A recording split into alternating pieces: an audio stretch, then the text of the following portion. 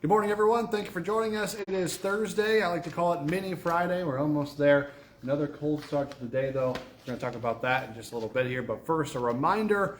I want to tell you, you can watch this Facebook Live every morning on your feed. We usually go on about 8 o'clock, somewhere between 8 and 9. Also, look for us on our InForum YouTube channel. You can also find us on your favorite podcast platform. Just go to inforum.com/podcast and look for that InForum Minute. Okay, cold start to our day once again. Yep. Dylan, can you kind of break down what we're seating today? Yeah, I'm breaking down myself. It is just I think we're all sick of these low temperatures. I mean, another day with 0 was, we were just out a few minutes ago. I know it's our low so far in Fargo, and it's chilly. Yeah. Our average low this time of year is in the low 20s. It's a big difference. Yeah, it's a huge difference. And it's been very cold all of March, actually the entire month of March. We've only had 3 days above average. So we've had most of the month has been below average. And on top of that, we're still on that under 40 degree streak. So we're still, through today, would be at 132 days below 40 degrees, which will put us tied for second on the all-time list. And on top of that, if we make it through March, the entire month of March without hitting 40 degrees, we'll join 3 other Marches that has ever happened. The records go back to 1881. So it's over 140-ish Marches. There's only been 3 that we have not hit 40 degrees. And this year could be the 4th. Interesting. So we'll see if that happens. But at the 10-day forecast, we don't have any sort of thing resembling a 40 in it. So the pain continues. These are the record books we don't want to be in. Right. Yeah, no. In the summer when it's 115, you won't want to be in those record books either. They don't last as long as these cold That is streaks. true. That is true. That is true. It's a lot rare for us to get hot for a long time. But anyways, yeah. So it's cold out there today. It'll be a chillier day today, high temperatures in the mid-20s. But like I said, our average load temperatures in the low 20s. So this is really nice weather for January, but it's really terrible weather for March. Yeah. But that's what we're dealing with. And we'll get a lot of melting today, too. Although we will have clouds increasing throughout the day. Right now, it's pretty clear out there, but clouds will be increasing. The sun's angle is still high enough that we'll do melting through the clouds. And we'll do a lot of melting. Roads will continue to improve. All the puddles that have frozen over this morning, they'll unthaw again, and puddles. We had some great bad video this morning of it. In front of my house, it's just lakes, little mini lakes. Yeah, and you drive on the road and the car in front of you splashes the puddle everywhere and you can't see anything. Yeah, Fargo's got an issue with puddles. Anyways, that's not my topic. All right, thank you, Dylan. Thanks, Dylan. Can you break down the puddles? And tell us about the water and the roads. Yeah. It'll go away. All right, well, the flood outlook is our top story today. A new updated flood outlook will happen a little bit later this morning on the Red River Basin. And of course, it's probably going to look a lot different than it did at the last report 2 weeks ago.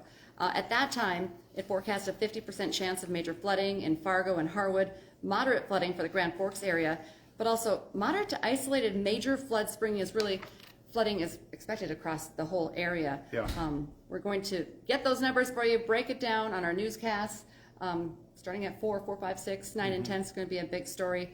And of course, at inforum.com as well. But after all that heavy, wet snow, which we're going to talk about here in a minute, that's probably going to change up the flood outlook. Yeah, and as we kind of talk about the potential for spring flooding, right now it's a reminder because the clock is ticking to get your flood insurance before it's too late. We actually spoke with the local agent. They say because flood insurance doesn't become active until 30 days after you buy it, you got to make sure to do it now. They also say that it's not too late, but it is getting close, and the prices have gone up in recent years. So if it's something you haven't considered, maybe consider it. Right now, a rescue effort is being planned in Moorhead to save timeless pieces of local history. They're actually being held hostage inside a collapsed garage in Moorhead. If you did see this video on First News this morning, it was like you can't see anything. And all that snow's piled on and just caved collapsed, in the roof. It almost just looks like one big snow mound. Inside, there is a car, but the homeowners are even more worried about some of this art that's inside. Yeah. The homeowner's dad is the late Richard Seitz. He's a well-known sculptor. In fact, if you've been at the West Acres Mall, he's the one who did the fountain at West Acres Mall. He has a lot of other pieces. So, they're trapped in there. They don't even know how they're going to. I think Nick Broadway did the story yesterday, and he was saying how you're going to have to prop it up so you don't collapse and damage the art that's inside.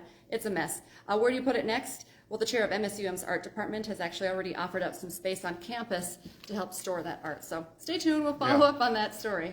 All right, also another roof story to tell you about.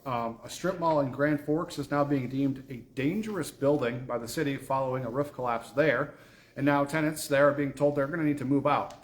This all happened last month when snow accumulated on the roof, causing it to cave in. All the snow we've gotten this winter has really caused some issues. We saw that roof collapse in Duluth at a mall there too. That was kind of crazy as well. Back to this story though. That collapse triggered a gas leak, which has been contained at this point. But 14 businesses have been affected. The city is working with those tenants to get them moved out, find them new space, and now a structural engineer is going to come in and determine the next steps for that building specifically. Okay, how fast do you want to go on the interstate? You're from South Dakota, so you get to go a little bit faster than in North Dakota. I'm used to the 80 miles an hour. It's when you get to Minnesota and Iowa, I like to say, and then you have to really slow down. North Dakota's not too bad. Well, it might speed up in North Dakota. Governor Doug Burgum is debating whether or not he's going to sign a bill that would raise the speed limit on North Dakota interstates. The bill narrowly passed the state Senate, 25 to 21. It would raise the current speed limit of 75 miles per hour to 80 miles per hour. Kind of the debate right now, too, and people are talking about it. In the bill, it doesn't break down, raising the price of that ticket when you're going 80. The fines. Yeah, so, we'll figure out if he does sign it and how they'll break that all down. Yeah, meantime, another bill dealing with driving. The governor did sign this one. It will allow drivers to use a digital wallet when driving. So that will let drivers show their registrations electronically. So already you could have your driver's license electronically and your insurance. So it makes sense to just add this to that digital wallet. Right now, paper registration is still required, though, in your vehicle, so keep that around for now. The state is hopeful those digital programs will be available next year. A bill moving through the Minnesota legislature right now would put a statewide ban on flavored tobacco products like menthol cigarettes, wintergreen chewing tobacco, and flavored vape liquids. Some cities in Minnesota have already, of course, limited the sale of these flavored tobacco products. Moorhead, Edina, and Bloomington already have banned it completely. Supporters say the products appeal to children and they offer a gateway to nicotine addiction, but opponents say it could negatively affect their businesses, and they're questioning whether or not the ban would even prevent people from buying it. All right, if you are thinking maybe you don't want to cook tonight, well, you could also do a good deed by going and ordering out, specifically at Culver's. The Golden Drive Homeless Kids is teaming up with Culver's today. 20% of every sale they have will go back to Golden Drive. Now, there are a few specific times that you're going to want to visit to take part in this whole fundraiser. You can go from 11 o'clock this morning till 2 this afternoon, or from 5 this evening till 8 this evening. So if you want to go eat out and help a good cause, there you go. Today, the New York grand jury overlooking former President Donald Trump's potential arrest is scheduled to reconvene. The investigation, of course, centers around the hush money payments that Trump made to adult film actress Stormy Daniels. Of course, we reported this over the weekend, Monday. We thought Tuesday was going to be the day that he was going to be arrested if it would happen. But of course, it hasn't happened. Yeah. And while this is all going on, Trump is still campaigning for the 2024 election. All right, let's talk about the hottest ticket in town today and throughout the weekend, Lisa. It's for a seat inside Shields Arena because the NCAA Hockey West Regional Tournament, it starts this afternoon. 4 teams involved. Actually sold out a few weeks ago. There's been some other surrounding stories with the tickets and how hard they've been to get, but it's in high demand. The puck drops 4 o'clock this afternoon for the first game. Second game will be at 8 o'clock tonight, and then championship game at 5:30 on Saturday. So there's going to be extra people in town for that. For sure. Yeah, UND fans bought up all the tickets in advance, thinking that we would be there, but of course, darn St. Cloud State bumped us out. So it's still going to be great hockey, even if it's not UND in it. Yeah, so. it just doesn't have that local passion because Exactly. All right, remember to listen to Dom's take on all of that. Hot Mic from 9 to 11 on WDAY Extra and InForum.com. And remember, you can get a great deal right now on that subscription to InForum.com. 99 cents a month for your first 3 months. So check that out online at InForum.com/subscribe. Take advantage of it, folks. Also, stick with us for our newscast throughout the day. We're going to have updates on all your weather and your local headlines, national headlines as well. Our next one is at 11 o'clock. I'm actually filling in today, so I'll be there at 11 with Dylan.